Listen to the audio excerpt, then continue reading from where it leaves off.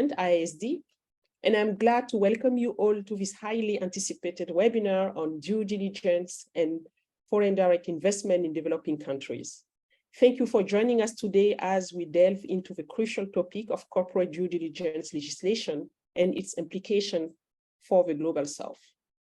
Before I start with my opening remarks, let me inform you that today's webinar is public and will be recorded. After the panel discussion, there will be a question and answer session.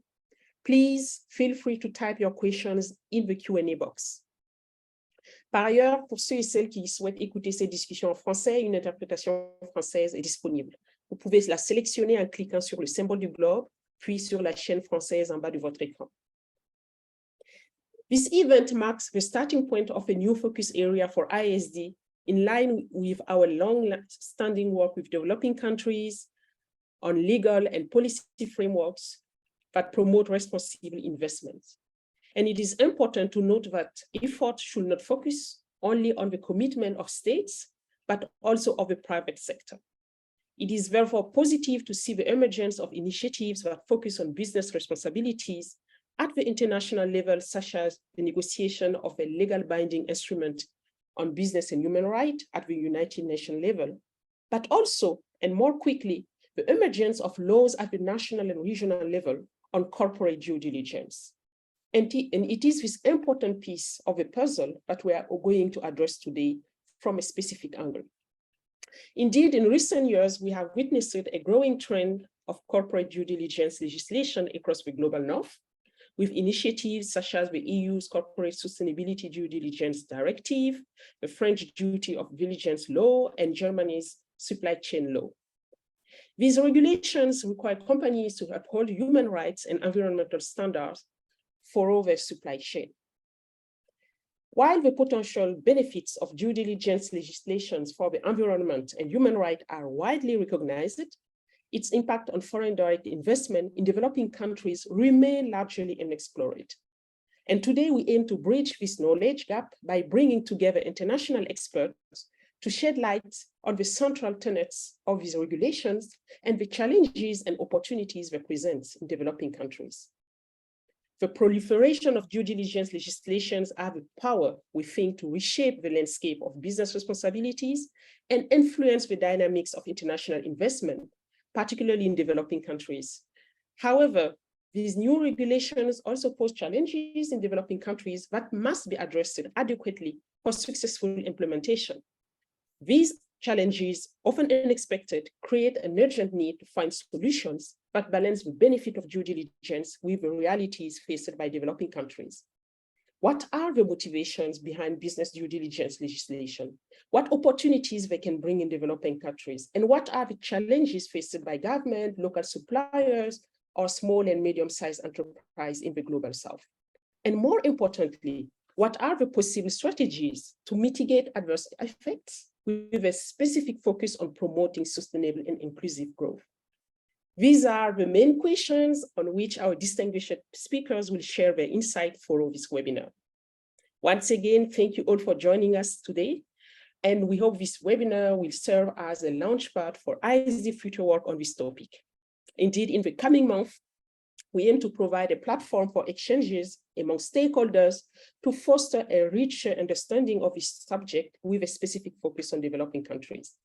We think this is needed to ensure this important and promising trend lead to optimal results for all stakeholders and live up to the objectives that it underlies it.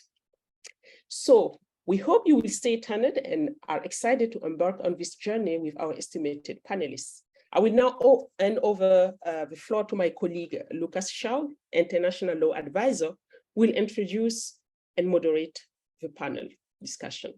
Lucas, over to you. Thank you very much, Susie. I would like to welcome you all to this webinar and thank you for joining us today. Now, before we dive into this fascinating topic, we want to hear from you, our audience, what you think about this growing trend of due diligence legislation through a quick poll. And my colleague Florencia will guide us through the poll, and the answers to the questions will later be revealed during the presentations of our panelists. Florencia, over to you. Thank you, Lucas. So as mentioned, I'm going to launch a quick poll with 4 questions. The first one is, from which region are you joining us today? From Middle East, Africa, Asia Pacific, Europe, Latin America, and the Caribbean? I'll give a few seconds for you to reply. Then the second question we have is, which sectors do you consider most affected by business due diligence legislations? Textile sector, agriculture and food, extractive, minerals and metals. The third question is, do you believe that business due diligence legislation could create more opportunities or more challenges for developing countries? And the answers are more opportunities, more challenges, or simply, I don't know.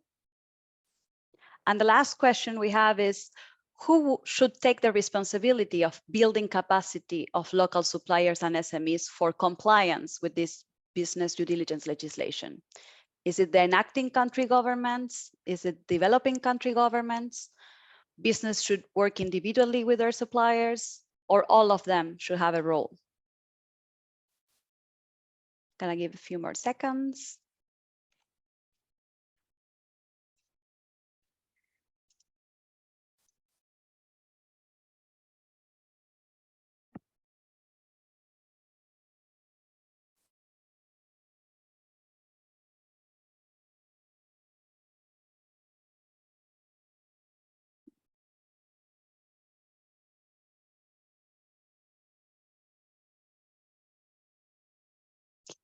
Okay, let's see the results.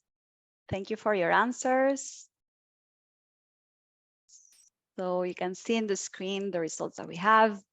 Most people are actually joining us from Europe and for Asia Pacific and Middle East Africa. Thank you again for your participation. The sectors that are considered to be most effective are the extractives, followed by agriculture and food, and then lastly, textiles. In terms of the impact that this should have, some of you have replied that it will give more opportunities to developing countries. Others believe that there's more challenges. And I mean, it's quite balanced. Some of you consider that it's unclear. And then lastly, and this is very interesting, who should take the responsibility?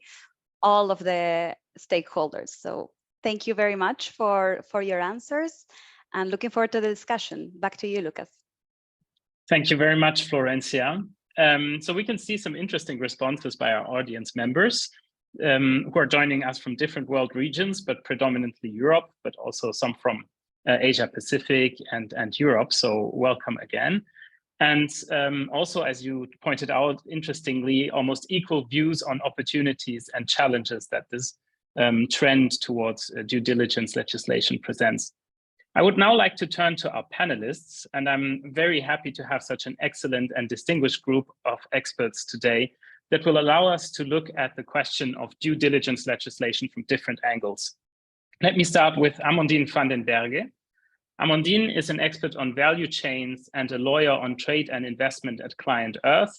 She has been following the process of elaborating the CSDDD, or Corporate Sustainability Due Diligence Directive, very closely, but also has detailed knowledge in international investment law.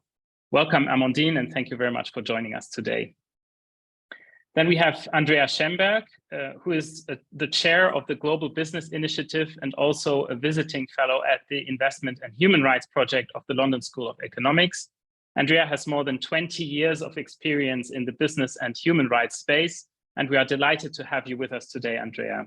Thank you very much for joining. Our third panelist is Pierre Courtemanche, who has extensive experience as an entrepreneur and founder of GeoTraceability Limited, a company that allows other companies trace and monitor their supply chains. More recently, Pierre has worked as a sustainability expert, focusing particularly on value chain, and has recently also co-authored an IISD report on improving visibility in cotton supply chains. Welcome, Pierre, and thanks a lot for joining. Before we start the discussion, I'd like to remind our audience members that you can post any questions in the Q&A box at the bottom of your screen. and we will address them, we'll try our best to address them during the Q&A session after the panel discussion. So we will first hear from Amandine, who will set the scene by providing an overview of the rationale and emerging landscape of business due diligence legislation. Amandine, could you tell us a bit more about what is being proposed, which companies would be concerned by this type of legislation, and how compliance with this legislation would be monitored and enforced? Thank you very much, Lucas, for the introduction, as well as Susie and the IISD team for organizing this webinar. And thank you also everyone for joining. So I'll have a very quick presentation. I will share my screen. So now you should see it. So I will present the future EU-wide due diligence rules that are currently being discussed at the EU level. But I will first give a bit of background and provide an overview of the international due diligence standards that exist. Also, how mandatory due diligence rules have emerged over the last years, and then dive a bit more into the content of the future EU regulatory framework. So to start with the international standards, first of all, the concept of due diligence is not new for a corporation. In fact, it's actually originated in corporate law, mainly in the US, with the sole aim of preventing business risks for companies. And then the rise of sustainability concerns and the recognition of social and environmental impacts of business activities have led to the development of due diligence standards focused on responsible business practices. And the concept of due diligence in relation to human rights and environmental and corporate accountability has evolved primarily through the advancement of international norms and frameworks, such as the UN GP, so the United Nations Guiding Principles on Business and Human Rights, that really played a pivotal role by outlining the responsibility of states and businesses to respect human rights and in shaping really the modern understanding of due diligence in the context of human rights. Then we also have the OECD guidelines that have played a really significant role also in shaping the development and promotion of due diligence standards, particularly in the context of responsible business conduct. The OECD guidelines have also an implementation instrument, the OECD guidance, and the OECD has also developed sectoral level due diligence guidance, notably on minerals, extractive, garment and footwear, agriculture, finance, and child labor. And so both of these frameworks really aim to encourage companies to identify, prevent, mitigate and account for adverse impacts of their operations and value chain of their operations and of the value chains. And both of these frameworks were developed also with input from various stakeholders, including the private sectors. So the OECD guidelines were primarily driven by the OECD, so intergovernmental organizations, and these were adopted by governments. And the other end, the UNGPs were developed under the auspice of the United Nations, and they were endorsed by the UN General Assembly. And so the UNGPs initially focused on human rights. There is no specific mention of the environment, but the UNGP second pillars also applies to climate and other environmental impacts, because business have also responsibility to respect human rights in relation to both climate and the environment. The OECD has a specific chapter on the environment, and the newly updated and guidelines of the OECD that were adopted earlier this month also have put a lot of emphasis on climate and environmental issues. Then in terms of the effectiveness of those international standards, well, progress has definitely been made since the introduction of the UNGPs and the OECD's guidelines, with some companies adopting responsible business practices and integrating human rights and environmental considerations into the operations. But Unfortunately, the international voluntary standards have not been also widely implemented, mostly because of two reasons. First of all, while their voluntary nature, companies are not legally obligated to comply with them. So there is also a lack of enforceability that can limit their effectiveness, because companies can also choose to prioritize certain human rights and environmental consideration over others. And of course, the issues of enforcement and accountability gap. And so it's important also to note that the UNGP itself also encourage for the state's duty to protect human rights to enact mandatory human rights and environmental due diligence. Many countries have notably committed to international human rights and environmental and government standards. In the EU, for example, the European Union has committed through the Green Deal to also climate objectives and emissions reductions targets. And it's impossible also for the states to, and the European Union in that case, to achieve environmental and climate commitments without the private sector. This is very important also that they play the role in achieving international commitments. So that also has explained the rise of mandatory due diligence legislations. We've seen in the EU, France and Germany adopting due diligence legislation, but the EU has also adopted sectoral due diligence rules, such as the conflict mineral regulations, the batteries regulations. And that's not only limited to Europe. We've seen also Australia, Canada, the US, Switzerland passing due diligence legislation. Now turning to the EU Corporate Sustainability Due Diligence Directive to go a little bit more into the content. Well, first a bit of background. As I said, the background came from the UNGVs and the OECD, the national law, really the EU dynamic that was there to create binding rules for companies on human rights and environment. There were really a long-standing call from civil society, especially from human rights organizations, but also from the Council and the Parliament, as well as from the private sectors. And this is especially because there was really a need to avoid fragmented rules at the EU level. And so it all started back in 2020 with the launch of the initiative by the Commission on Sustainable Corporate Governance.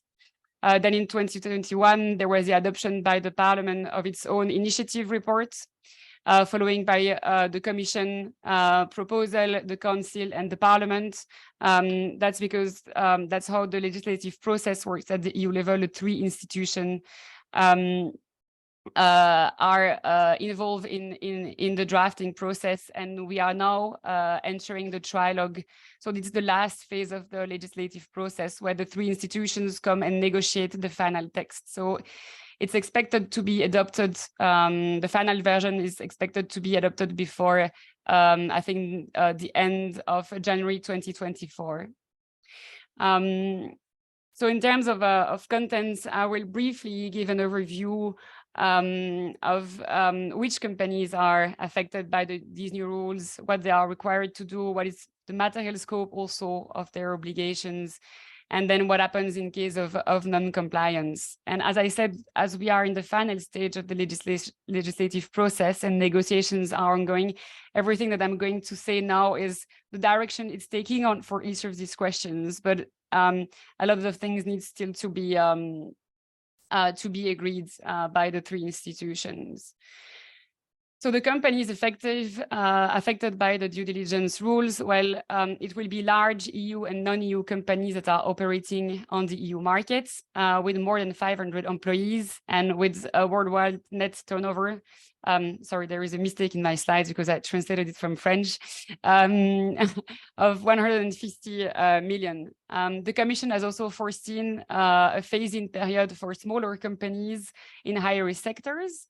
But the Parliament is trying to lower the threshold to 250 employees and also a smaller turnover. So again, this all needs to be still negotiated, but at least we have a direction, you have a sense of the direction that is taking.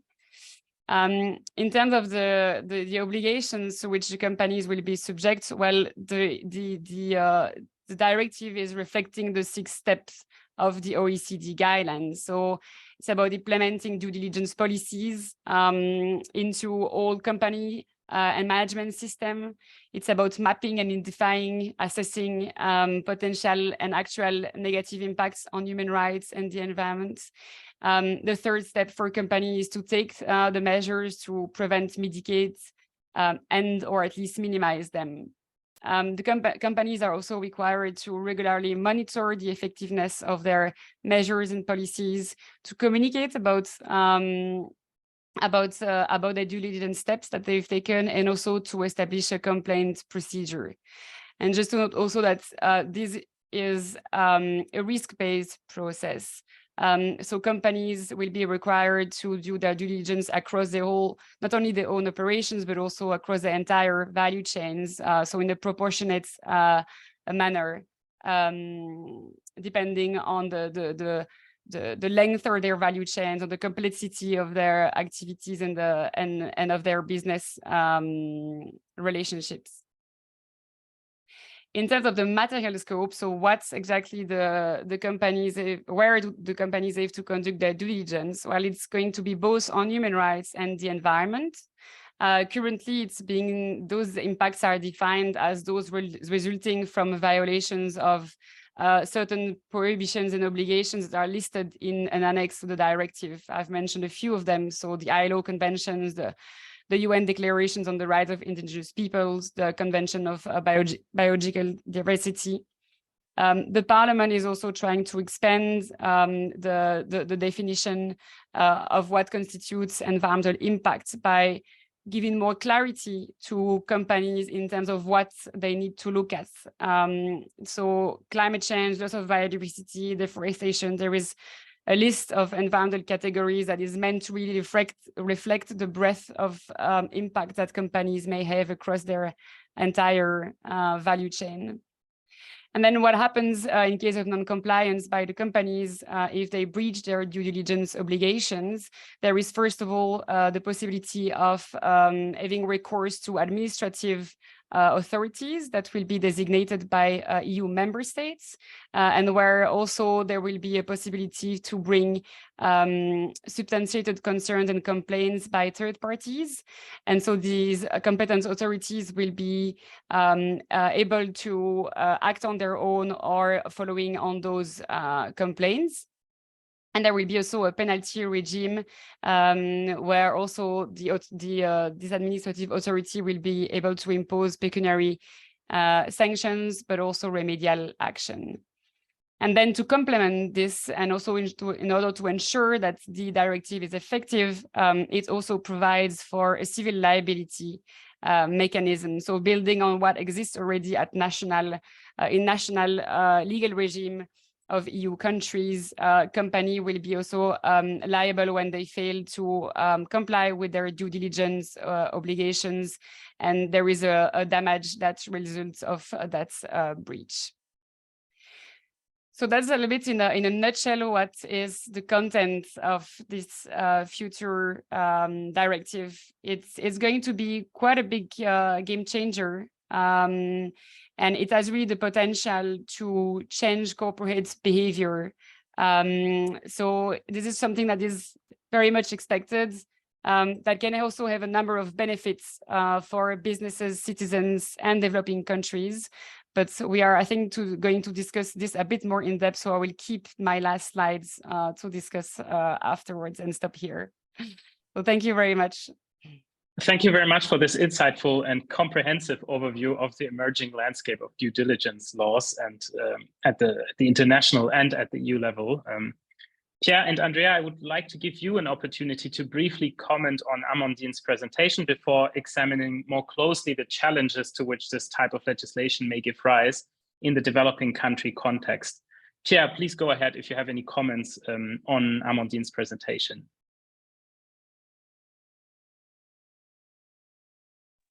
Yes, so Amandine saying that it's a game changer for the corporate world. It's a revolution. So we're moving from self-reporting obligations to producing due diligence statements. So it's a new paradigm in supply chain regulation. And why is it happening? So I guess that we are forced to say that South forests are losing ground on a daily basis, and that modern slavery and inequality are on the rise. So that the soft legislations like the Modern Slavery Act in England, in California, or the one that is coming in Canada are called soft legislations and has proven to be ineffective. So now the burden of the proof is on the company side. So they need to demonstrate with supporting evidence that their operations and those of all their supply chain actors, so the scope is throughout the supply chains, do not violate applicable law, human rights, and environmental laws in the various legislations where they operate. So it means that the scope is global, as well as international standards, as Amandine explained very well. So it's totally a new paradigm. It will have dramatic impact on how trade is conducted. So I will stop here for the moment. Thank you, Pierre, for situating the debate in the broader global context and highlighting the significance of this development, particularly with regard to the burden of proof, which is now on the companies. Andrea, would you also like to come in on this before we move to the challenges? Yeah, thanks very much, Lucas. So as full disclosure, I was part of the team that actually developed the UN Guiding Principles. So that just want everyone to know that before I make comments. But I think there are 2 points that are really important for everyone to recognize. Yes, Pierre, I think that this could be important. I would not say that, as you know, we don't know how this is going to be. And the commission draft and the parliamentary draft are very different in really important ways. And I think there are 2 things that everybody should recognize about the UN Guiding Principles. That history is actually really important. Not so much because UN Guiding Principles were not new law. Special procedures don't make law in the Human Rights Council. What's important about the UN Guiding Principles is that they actually introduced a new paradigm. Due diligence under the UN Guiding Principles is human rights due diligence, and it evolves with international human rights law. So it's looking at right now, today, as we sit here, it is looking at the impacts on people, and also with our new human right on clean and healthy environment, on the environment as well. So it is not in enterprise risk management. Let's get away from that paradigm. It is about people and planet. So due diligence, the risks are not risks to the business, they're risks to people and risks to planet. And that's a new paradigm. Now, the other thing that the UN Guiding Principles did, well, 2 I'll mention. One is they have 3 pillars. The first pillar, what is it? It's the state duty to protect. For those that are developing country negotiators in investment, this is absolutely fundamental, because now we are seeing, and we're kind of chasing the legislative developments globally, and there are actually 68 countries that are looking at policies in the business and human rights area. So it's not just a northern thing. I was in Brazil 2 weeks ago, and we were looking at their draft bill on business and human rights due diligence. But what we can understand from what's happening globally, you know, that first pillar was on the state duty to protect, and it said, we need a smart mix. We need regulation. We need states to use their policy space to regulate, to protect people from commercial activities. And that idea of the smart mix, you'll see it in the legislative histories in the EU also. The smart mix means that there is now a normative recognition that states must regulate, must use their policy space to keep people safe from commercial enterprises and activities. And that, I think, if you pull that then, we'll talk about it later, but if you pull that then into the investment agreement context and the investment law context, I think it's quite important and quite interesting. We are no longer in the space where governments will say regulation is a bad thing on companies because they're doing it, because people expect it. But then the last thing that I would like to say is that the UN Guiding Principles also expanded the scope of responsibility for companies. It's now up and down their value chains. And why is that important? It's important because we are getting away from the world under the UNGPs. We are getting away from the world where it is the buyer who sets the rules and they cascade down responsibilities in their supply chains, for example. We are getting away from the world where it is okay for companies to cut and run when they find child labor in their supply chain, right? Now, we're going to get back to it, but if you look at the parliamentary draft, it really is in the spirit of the UN Guiding Principles and quite aligned. If you look at the Commission draft, that's not the case. And I think so much of the impact actually hangs in where they come out on that negotiation. Thanks, Lucas. Thank you very much, Andrea, for highlighting the background and rationale actually behind due diligence legislation. And we can now see that it traces back to the UN Guiding Principles and the principle of states' duty to regulate, actually, and that it's actually an opportunity to emphasize the importance of that, the place of that duty to regulate.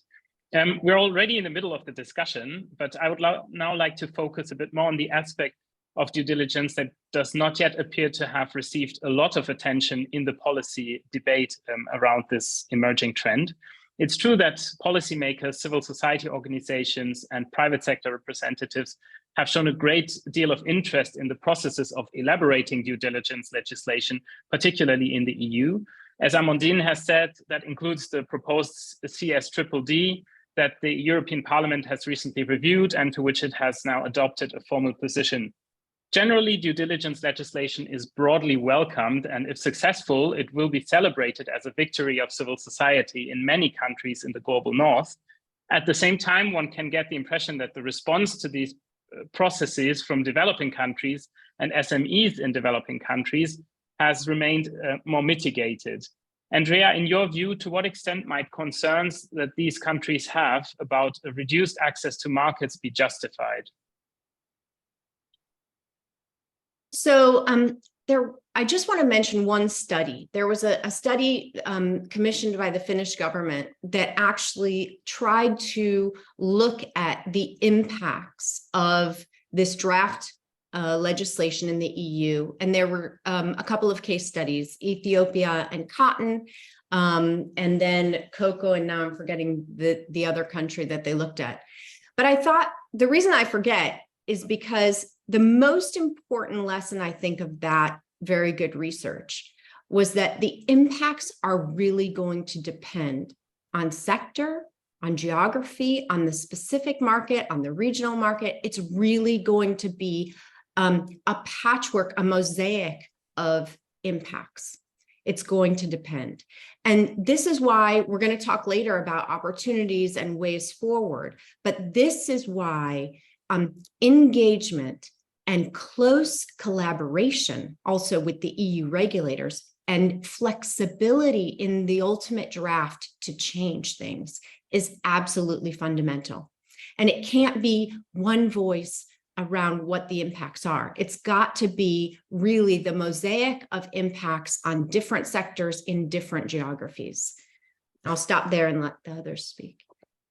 Thanks a lot, Andrea. So it looks like the impact in developing countries is going to be differentiated and depend on a range of factors. Of course, it will not only raise challenges for governmental stakeholders, but also for the small and medium-sized enterprises in developing countries that supply companies in the global north that will now be subject to these new requirements. So we may need to expect, or we may expect, that some of the pressure that new legislative requirements exert on MNEs in the global north will actually be shifted on these suppliers. Pierre, having gathered extensive experience on traceability in the private sector in the past, which do you think are the main challenges that local suppliers may be facing, particularly with regard to the cost of compliance, insufficient knowledge or expertise, or regulatory ambiguity? Yes.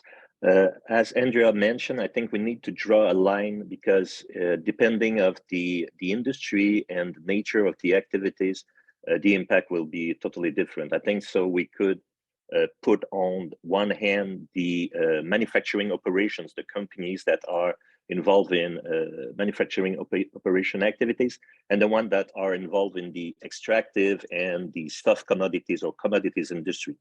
So of course, because we won't be able to grow cocoa in Europe or in Canada, or so these activity will continue, will go on. We'll need to reach the minerals that are in the soil of developing countries, and so that will be totally different.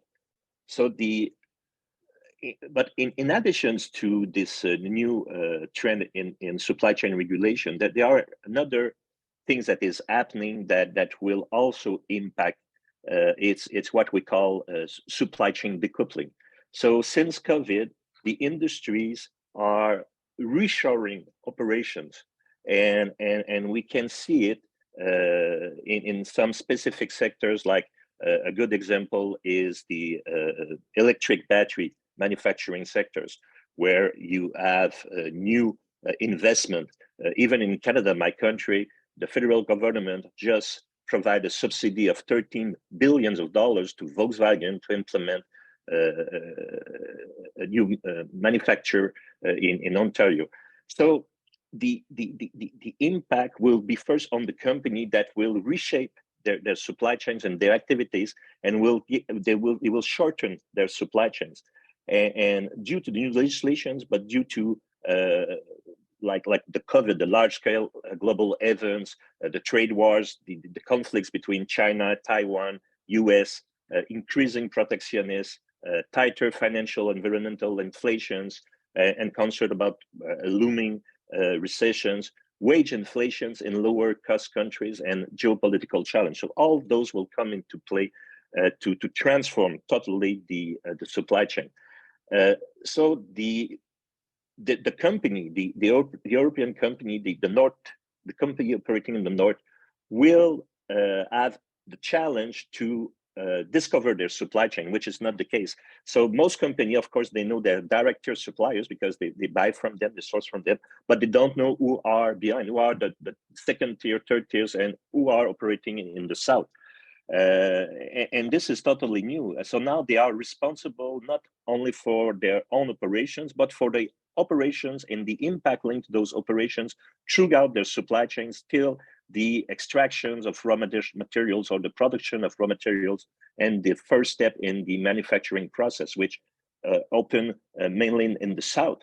And so they will need to enable collaborations between all those supply chain actors to gather informations and share informations, which is easily said, but it's an incredible, difficult task to achieve because you will need to standardize the information's requests, what type of information you will need to collect and share.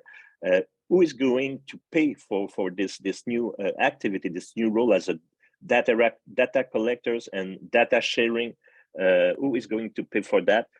Technology will be involved because it's too complicated. Again, who will be responsible to implement this technology and who will pay for it? And this new data that has a huge value, how it will be monetized? Could it be monetized to incentivize the operators in the south to get involved in this collaboration effort of due diligence, of supply chain transparency? So the challenge is on the side of the North company, but they will need to engage with the South company upstream in their supply chains to find a way first to know who they are, where they are, what they do, and how their operations impact environment and human rights. So that will be a huge task to achieve. A lot of resources will be needed, and that opened a door for a new role for SME in the South, but also many challenges as I just quickly explained. Thank you. Yes, thanks a lot for that excellent insight. So it really appears that we all agree that this is marking a major paradigm shift actually at the global scale. And this is not just limited to due diligence legislation itself, but it links to broader global tendencies and legislative developments. You have mentioned some, but one could also mention the Inflation Reduction Act. So there's that seems to be embedded within a broader global tendency with major risks, but also opportunities. And as you're rightly pointing out, one of the major challenges for SMEs and for the companies actually implementing these types of legislation will be the current opacity of their supply chain. So there will need to be a major changes with regard to exploring and actually rendering transparent these supply chains, these global supply chains. Amandine, I would also like to give you an opportunity to comment on what Andrea and Pierre have said. Do you think these challenges that are being discussed, are they part of the deliberations at the EU level, specifically the impact on developing countries and SMEs in developing countries? And what is your view on this specific, angle of developing countries? Yeah, thanks, Lucas. Yeah, there are, I think, a lot of discussions on the impact beyond the EU borders, obviously. And just to come back on what you say, I think in terms really of the challenge for the implementation, I completely agree with what you said. One of the key challenge will really be the transparency and the traceability across value chains. That is going to be really a key element to enable also SMEs to get on board, because I think, for now, as I explained, the companies covered are mostly large EU and non-EU companies, but that will affect also SMEs in their value chains as well. So by not covering those SMEs in the directive, there is also perhaps an issue, because then you can't really provide any legal support. Support for them in actually also doing and complying with those due diligence processes, because they will be required in one way or the other to also to report back to across the value chains of bigger companies. Another big challenge also in terms of the implementations will be, as Andrea mentioned, also the risk of having a tick box exercise and of greenwashing exercise. And that's specifically also the case with the Commission proposal so far, that there is an over-reliance also on code of conduct contracts, and with the risk also of cascading responsibility down in the value chains outside of the EU. That is going to be definitely also a major issue in the implementation. Yes, thanks a lot, Amandine. It's true that there's still a lot of open questions with regard to the impact that this will actually have on SMEs and along the value chain. At this point, I would also like to look a bit more closely in some of the opportunities that Lucas, come with this new. Yes. Can I come in? Sorry, just to talk about challenges, because I also saw in the chat there were some questions about what's the difference between the Commission and the Parliament. And I think it's so incredibly important, because actually, will this change anything? It depends. And let me just give one example that kind of explains the difference between the Commission and the Parliament. Okay, if you look at, they have Article 8.5. Okay, on the Commission side, it says that the buyer will have contractual assurances, and this should be accompanied by appropriate measures to verify compliance, cascading down responsibility, right, from the buyer. Okay, so and this talks about then third-party verification. Look at the parliamentary draft on 8.5, and it says the contractual provisions shall be accompanied by measures to support carrying out due diligence. That's classic UNGPs. That's UN guiding principles, because it says you can ask things of your suppliers, but it's the buyer's behavior as well that makes the dynamic and creates the enabling environment for bad things to happen, right? So if we just break it down really simply, right? The parliamentary draft is so much better, I think, for developing countries because it has the idea that the big companies, the big buyers who go out and have global value chains actually still continue to hold responsibility in part. And it's not allowed, they're not allowed to just cascade and wash their hands of that responsibility. And why is that so important also for in real life for developing countries?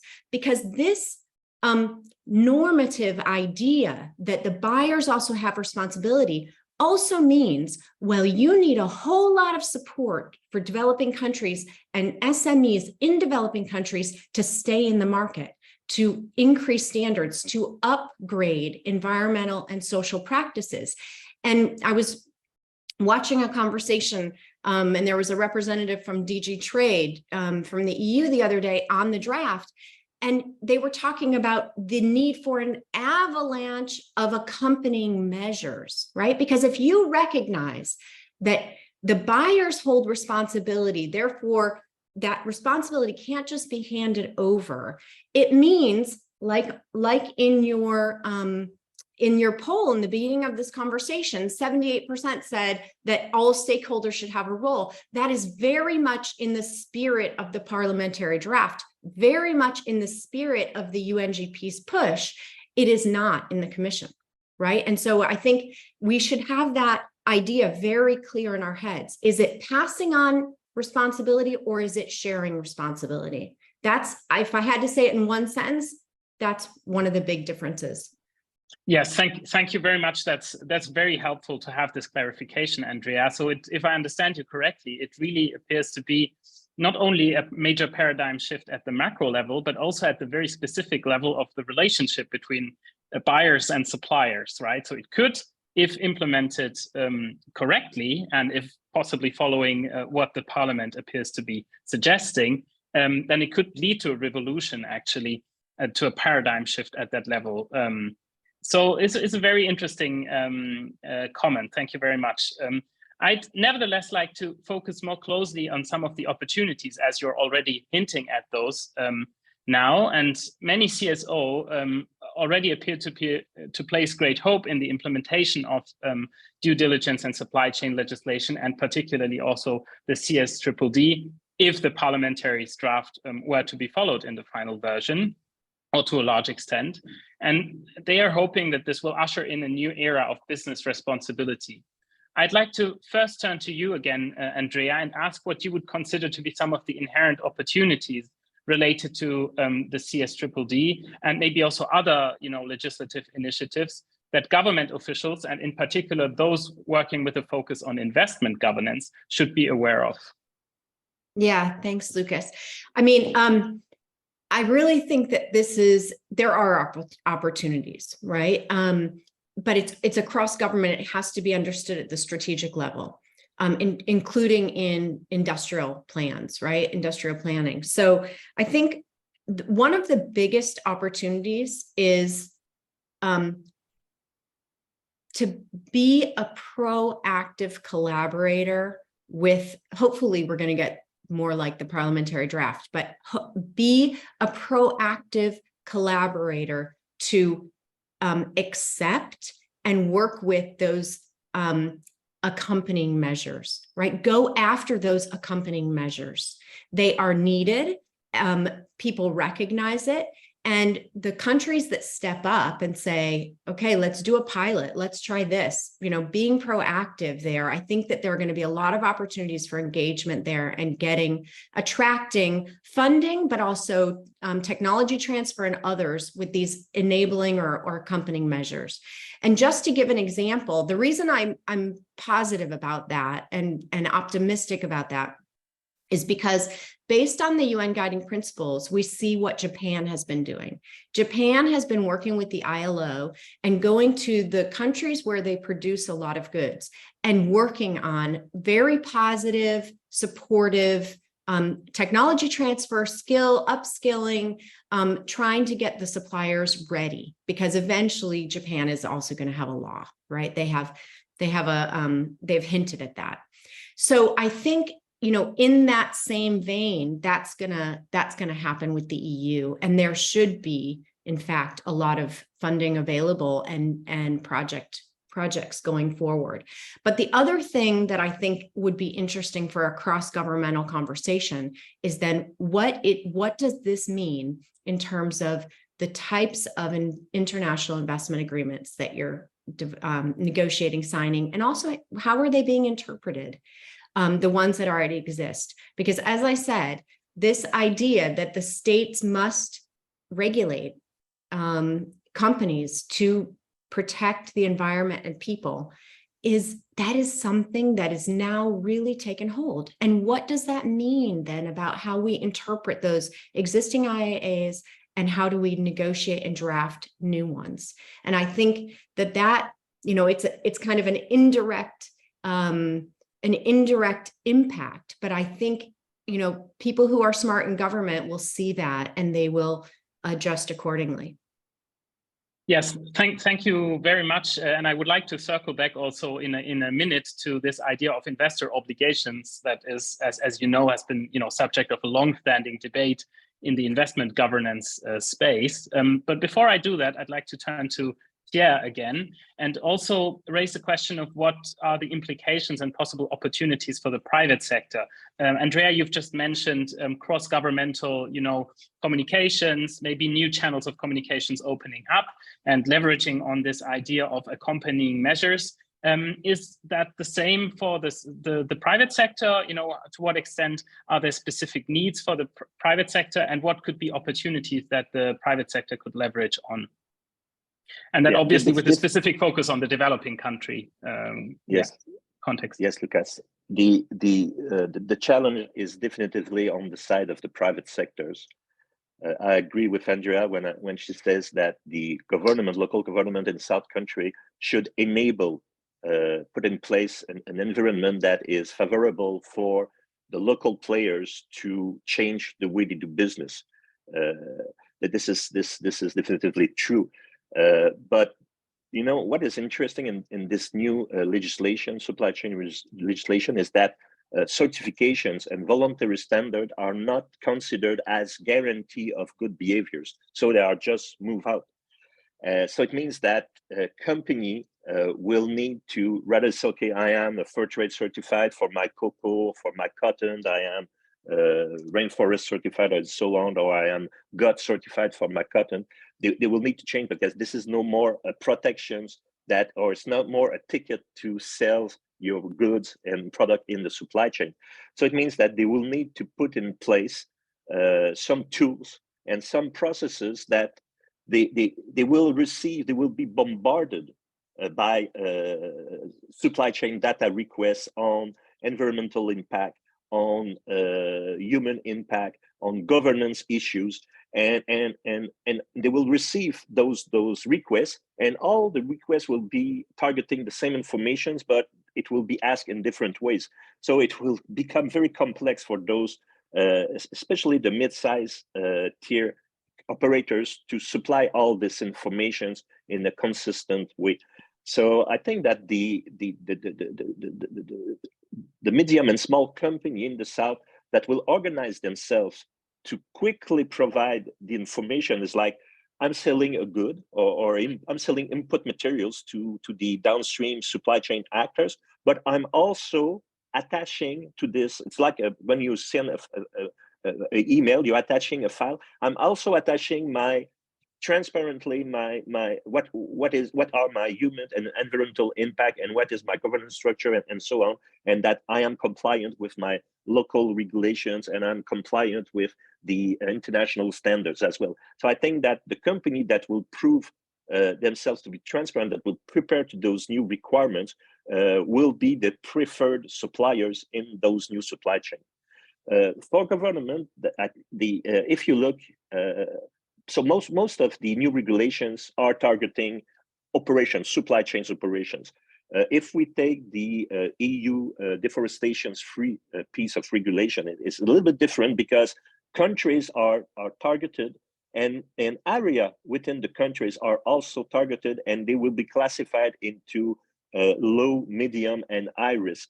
So definitively, this is a call for the countries to be proactive and to prove that they don't have those high risk area in their country, because that will impact dramatically their capacity to export soft commodities and hard commodities. So definitively the challenge is on the private sectors, and they will need to, as I said, I don't want to repeat myself, but just to re-engineer the way that they do business and the way that they share informations with downstream supply chain actors, which, as I said before, will be very challenging and costly as well. So it would seem that this new type of legislation will actually create very interesting incentives for the private sector to develop new knowledge and technical capacities, sharing data along the supply chain, and also allowing smaller and medium-sized enterprises to actually participate in the market. So this will be a decisive element. If we circle back to the, let's say, government focus, and I mentioned it already, Andrea, this idea of investor obligations. I know you followed the debate on international investment agreements and ISDS for a long time, and you've also worked in this space. It would appear that these new requirements are very similar to what used to be discussed as part of IIA reform, the idea of an introduction of more investor obligations, or actually any investor obligations, because the current investment treaty regime doesn't contain any investor obligations.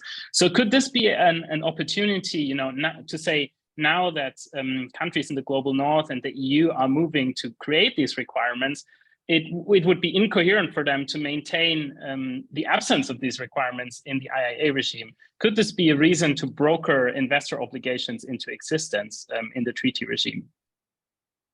So interesting question, Lucas. Can I steal the time and just go back also to something that Pierre said? Because of course, I wanted to just say, the UN guiding principles are from 2011, and the hat that I wear as chair of the Global Business Initiative on Human Rights, we've been working with multinational companies since 2011 on this stuff.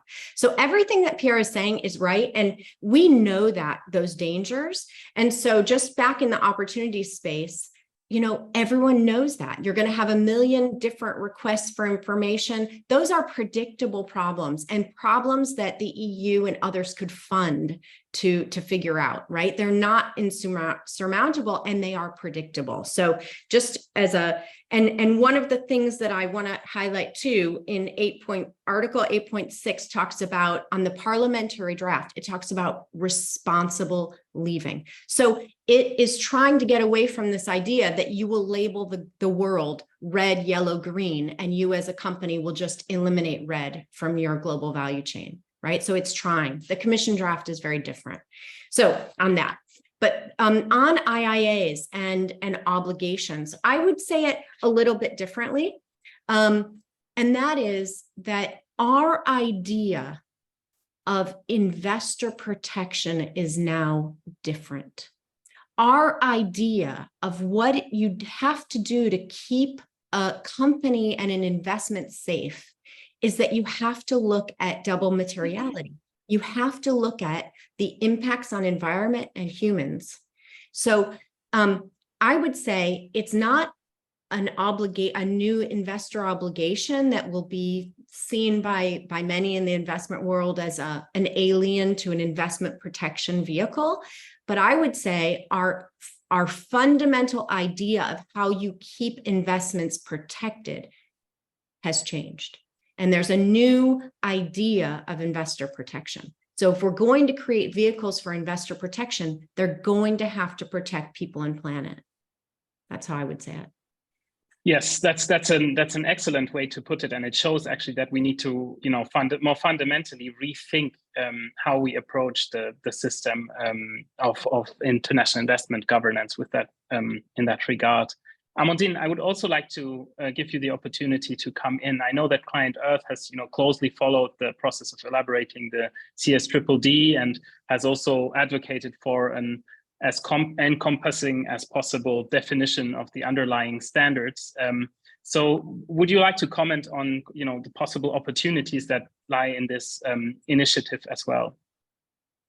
Yeah, I think I would also like to come back on these investors' obligations in IIAs. I really like also what you said, Andrea, because definitely one of the main opportunity of this law for companies is the ability to better anticipate, to adapt, and to manage their impacts on climate and the environment and on human rights. And I think especially if you look at this issue of double materiality, it's very interesting, because that's also why private sectors need to engage and effectively implement due diligence processes because of this double materiality, because they do cause impacts on the environment and on climate, and because those climate and environment crises are affecting also businesses' supply chains. So there is also a huge opportunity for them in there. It's really the inside out and inside and outside in. It's also a massive opportunity for them to attract also finance, also to better focus also on innovation, and that's also what is very interesting for developing countries as well. I think really this aspect of finance is very so important for SMEs. So that's also another benefits of the due diligence requirements. It's also about the really increased attractiveness also for talent, for more trust also of consumers and citizens also in businesses. So there is just a huge amount of benefits and opportunity with this legislation. And for us, one of the key aspects in the CSDDD from an environment perspective is really to ensure that the definition of environmental impact is broad enough to encompass and to reflect the type of environmental impact that company can cause. Because if we have a too restricted definition, and coming back to the difference between the European Parliament and the Commission approach, for example, the Commission's approach to defining the environmental impact is extremely restrictive. And it really is going to really leave on the side a number of very important impacts on the side and create loopholes for companies. The main, I think, problem with the Commission proposal is that in the list of international environmental conventions, while they obviously forgot to mention the Paris Agreement. I think that is very surprising given the EU own objective to achieve in the Green Deal. They have not foreseen anything on climate due diligence. They only require companies to adopt transition plan, which is a very important tool, but that's just different than a full climate due diligence. So on that side, for us, this is also a huge opportunity for the CSDDD to contribute to the achievement of the Green Deal, and the climate objective is to get climate and the Paris agreements in, and ensure that companies put the necessary measures in place and are held accountable. Thanks a lot, Amandine. And we can see that this is a very fascinating discussion, and probably the discussion on opportunities and challenges could go on for hours, and there's a need to reconvene also additional webinars and events on this topic in the future. But in the interest of time, and to make sure that participants later also have the time to ask questions, I would now like to move to the more concrete part, focusing on possible ways forward and how we could address some of the challenges, and how the private sector and developing country officials could leverage on some of the opportunities that you've mentioned. And in that regard, I'd like to first turn to you, Pierre, and ask you, in your view, what could be the role of capacity building and knowledge exchange in the private sector to address the problems of adverse competition and some of the problems with regard to opacity in supply chains? Yeah, as I said, the manufacturing operations is totally different, will be impacted in a different way than the extractions and productions of commodities. If we take this part of commodities and of course, the large international trading houses are already working on how to comply with those new regulations, those new requirements, and they will finance all the changes. You know, they will take that on them, and they will build the capacity of the operators within their supply chains, up to even the group of farmers. This is I've worked with them. I know that they will continue to do business, but I'm really concerned about local exporters. Those who are not in the supply chains controlled by the large trading house. I'm really concerned, and this is where I think that I'm afraid that they could be totally excluded, because they won't be able to meet the new requirement, provide those new information, supply chains data, impact data, and it will be too costly. So they need support, they need help. Otherwise, the chance that they would be excluded is quite important.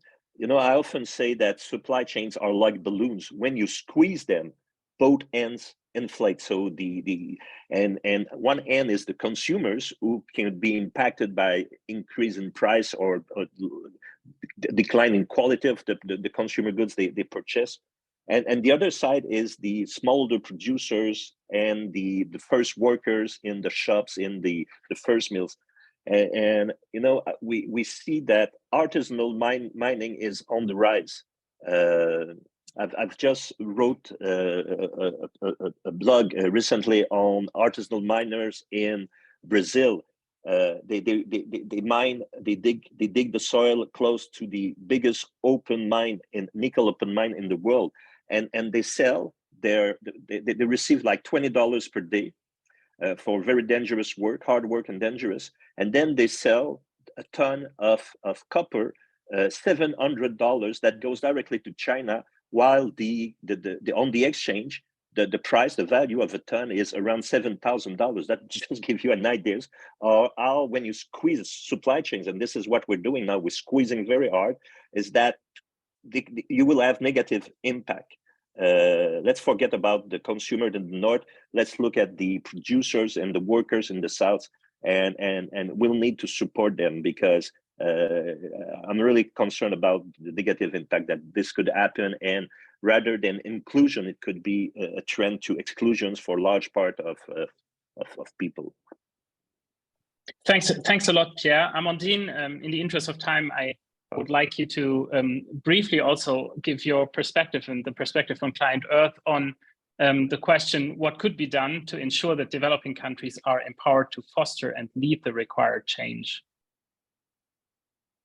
Yeah, I think very briefly, this will be very important to, as was mentioned also previously, really in terms of the accompanying measures and supporting also the funding.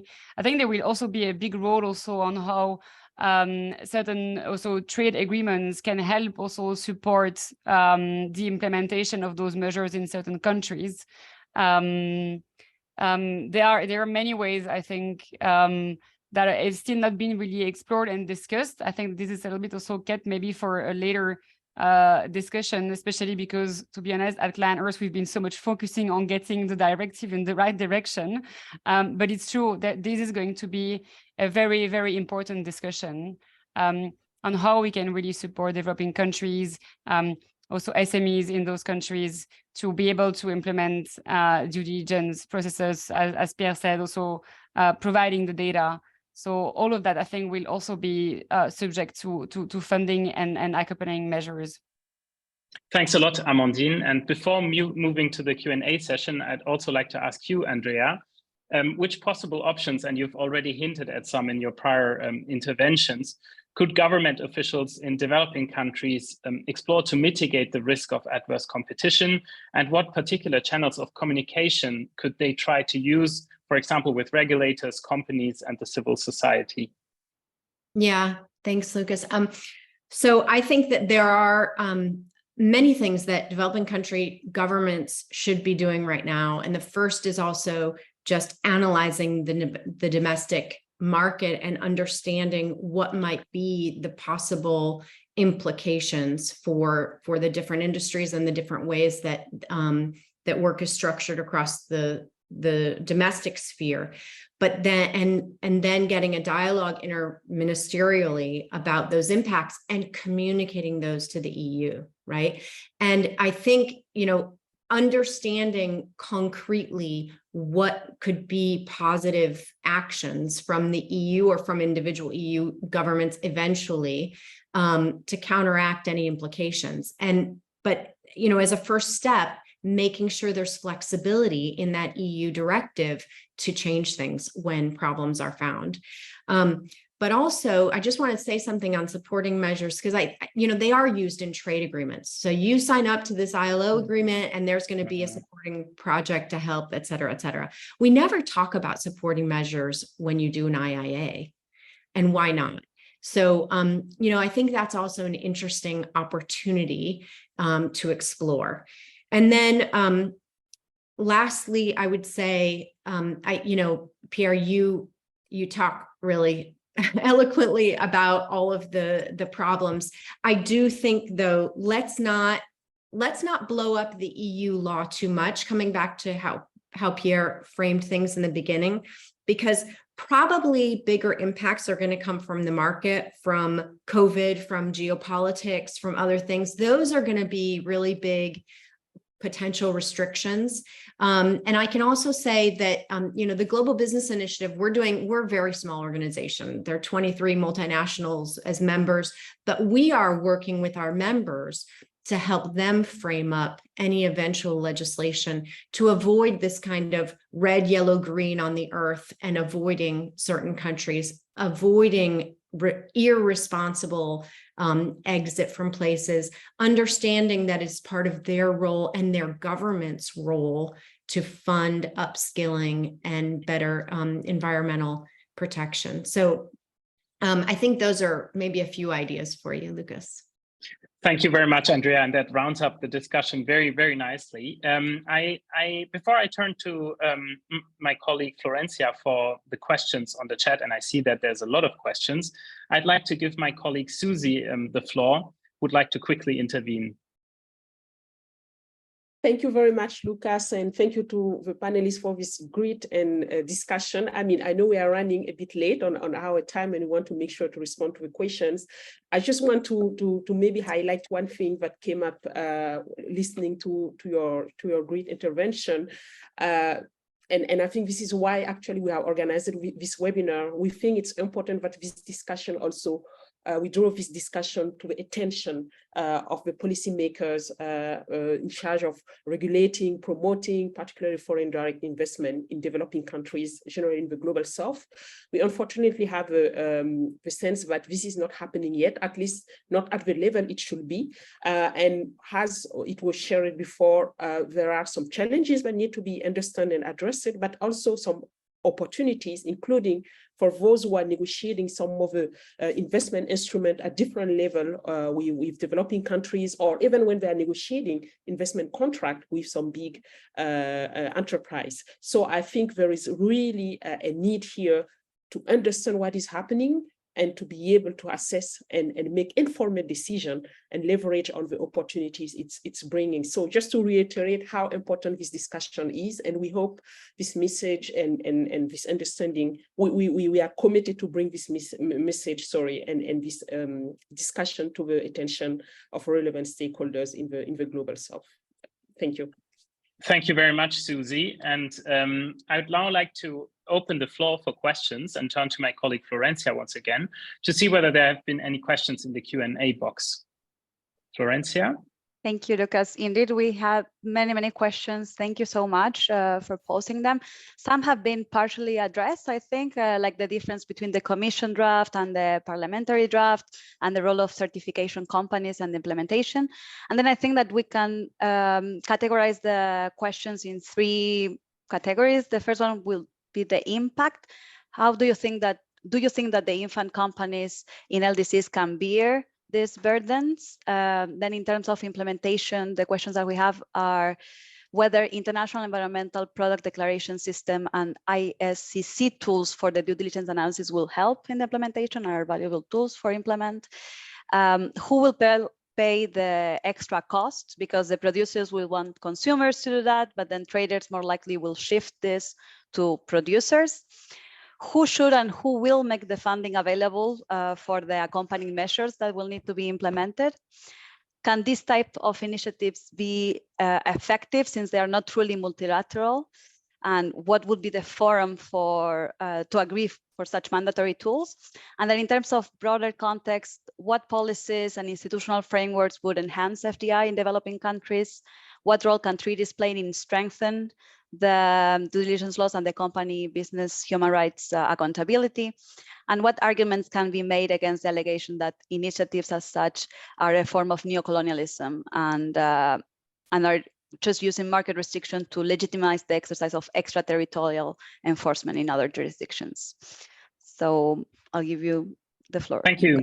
Thank you very much, Florencia. And we indeed have a lot of excellent questions, and I'm sure we'll try, but it's not sure whether we will manage to address all of those in the remaining time. I heard there was a couple of questions that were focusing a bit more closely on the private sector, so I would like to address them to Pierre. And one of their questions was, do you think that companies in least developed countries could bear the burden of these new requirements? And who do you think, in your opinion, will pay for the extra costs? Producers will want the consumers to do that, while traders are most likely to shift this to the producers. So what do you think about those two questions? I think I have already answers, taking the analogy with the balloon. When you squeeze it, it goes at both ends. So certainly the consumers and the smallholder producers and the workers at the initial stage in the supply chains will be negatively impacted, sadly, but this is how it works. And I doubt that we'll be able to put in place measures to control that. I will only give you an example. Let's say that you change your terms. Let's say I'm a brand selling garments, and I change my terms of payment for going from 60 to 90 days. You can be sure that only by doing that, this measure will have a dramatic impact in Bangladesh, Pakistan, India, where they at the first step in the processing of the garment, manufacturing of the garment. So I really don't know how it will translate into price and cost transfer inside the different supply chains, but it will be totally different depending of the sectors. I will stop there for this. I think that industry like the garment and textile industry, electronic industry, food and beverage, they will need to collaborate to agree on the same language for the data requests that they will send throughout the supply chains to make things, the burden less heavy for the upstream suppliers who will need to provide, or will be asked to provide this information. So standardizations on the content will be great. On the tools, it is more difficult for company and operators to agree to use the same tools, but at least on the data format, the data content, the element point, this could be achieved. But we need to understand that it's a huge challenge, and that will take time. So maybe this is where we will need to be flexible, and I think that we will need to monitor the progress that the supply chain actors, led by the downstream company, the brands, the big retailers. We will need to see carefully how it is implemented, what are the pitfalls, and how to change the requirements, or adapt the requirements, so that it's always not always easy, but it's more easy to get things done at 80%. The last 20% are very difficult to achieve. So let's not say that the good is the enemy of the best, and to put things and we need to focus on not on processes in place. Do you have all those processes? If you have all those processes, things should be good, but really on real impact, real environmental, real human impact. And as I said, to look at exclusion, people that could be exclude from supply chains. That will be terrible if this happens, because we will get the opposite result that we are aiming to. Yes, thank you very much. And I think that also relates to one of the points that Andrea mentioned earlier, which is the one of the accompanying measures and the importance of the scope of these accompanying measures. And I can see that there's one question also related to that by an anonymous participant who's asking who should and who will make the funding available for the accompanying measures in supplying countries. And I think it's a question that both Andrea and Amandine, maybe you could address. So Andrea, if you want to go first. Sure. So a couple of things on what Pierre was saying. And I think, that dynamic and that squeezing the balloon, it's so understood. What the UN guiding principles is trying to do is also change the dynamic between buyer and seller, as I said before. And I wanted to just mention two resources. One is from the United States. The American Bar Association business law section actually put out model contracts for supply chains that tries to incorporate this new dynamic, looking at purchasing practices, looking at last minute changes. How does it impact people, right? Because that's what this is trying to do. So if the EU directive aligns to that idea, you might be able to change that dynamic a little bit. But then the EU is also now working on its own set of model contracts for supply chains that will try to incorporate the UN guiding principles as well. And why I'm saying that also because, if we end up with the Commission draft where there's a heavy reliance on audits, heavy reliance on verifications, third-party verifications, we get exactly what Pierre is describing. And that is, the industry that you create is the industry to lie and show that things are great, right? And instead, what the UNGPs is trying to do is say, be honest about the problems that are there, get at the root causes, and every single actor along the value chain has to have a responsibility, and you need collective action to actually make things change. And there's no cutting and running from geographies because you think it's too risky. Right, which is why I think it's also important, that the liability provisions in the EU mirror the UN guiding principles. I'm not sure if I answered your question though, Lucas. Yeah, it was specific on the funding, side of things. So if you want to come in on that. So I think Amandine is going to be better on that in the EU. But what I can say is that the companies that are in the Global Business Initiative on human rights, and I can name many examples, are actually funding stuff like this with their suppliers. And they are actually, they are putting into place worker voice programs to have people give a feedback loop, a complaint, right, at the very end of the value chain. And I think companies who know the UN guiding principles are actually starting to really invest in this stuff. And they realize that it can't be a cascading responsibility. It just doesn't work. Okay. So this is so it's something where you say the funding is available. There's another interesting question that is maybe related a bit more to the scope of these initiatives by George Holt. Can these types of initiatives really be effective if they are not truly multilateral? So if they are just, for example, launched by the EU or even by single member states of the EU? And maybe that's a question for Amandine to address. And if so, what forum would be best to agree to such mandatory rules? Just also to complete what Andrea said, I think I also fully agree on the, I mean, it depends also what type of supporting measure we are talking about. But definitely, I mean, those big companies that across their value chains can also help, smaller companies to put in place the necessary processes. Well, that's also for them to fund them, and that's in their own interest to do so. Because, I mean, depending on how the cascading responsibility goes, but it can also be for the parent company to see its own liability also being responsibility being engaged. So there is an interest also for them to put in place a process and fund this setup also for smaller companies.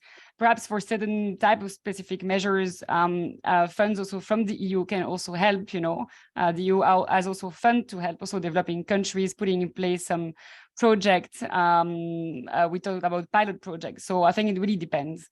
And then to turn to your second question, Lucas, that was about Well, you know, what the EU is doing is only codifying existing standards that have been agreed at international level in the context of the UN or the OECD. So I don't think we need, specifically a forum, a multilateral forum on this, but there will, I think, again, there might be also a role with trade agreements as a forum also to try to push on the ambitions and engage also for the EU, for example, to engage also with its trade partners to put in place also due diligence laws as well. That can be, I can see that as a forum. And maybe I can quickly also respond to a question in the chat that I found was interesting because it keeps on popping up in our discussion on the CSEEE, but also again on the trade agreements where we're trying to push for more ambition in the trade and sustainability chapters of the EU. That this is like environmental imperialism also. But again, the answer is that what the EU is doing is codifying existing standards. And then another way to respond to that argument is to just turning the question around. Is it, not neo-colonialist to just continue business as usual and let EU companies and companies that are selling products on the EU market to continue have impacts and exploit, resources in those countries and having impacts on people and the planet? Is not that neo-colonialist? I would say so. Yes, thank you very much. And I don't know if maybe, Andrea, you also want to come in on that question. I understood that you were interested by that question as well and would like to come in. Yeah, I mean, I think Amandine made a great point. I do think, that this, whoever is hoping for this law to kind of turn the global economy on its head and start being a lot fairer, I don't think that's going to happen. But it is an expression of international standards. And if you look at the states that were in the Human Rights Council when the UN Guiding Principles were unanimously endorsed, there are a lot of developing countries in that group. And so I do feel like if the law is aligned, right? So commission draft, parliamentary draft, big difference. But if it does align to international standards, I think that you can't really make that argument. But I do also want to come back to one thing on the supply chain. One of the dynamics that I think this law could unleash is that when companies are choosing new suppliers, they're going to be looking at their interest, not in how their standards are right then, but in their interest in improving standards and their willingness to take on new ideas and upskill and upgrade. And I think that is also one of the positive dynamics that's trying to make its way through the parliamentary draft anyway. Thank you very much, Andrea. And that's a great final point for our discussion today. And with that, I would like to close the Q&A session, and it brings us to the end of the webinar. I'd like to thank you, our panelists, Amandine, Andrea, and Pierre, for all the valuable insights and really a great discussion today. I'd also like to thank our interpreters, Evelyn and Habib, for allowing us to provide today's webinar in both French and English language. Merci beaucoup d'avoir facilité la traduction aujourd'hui.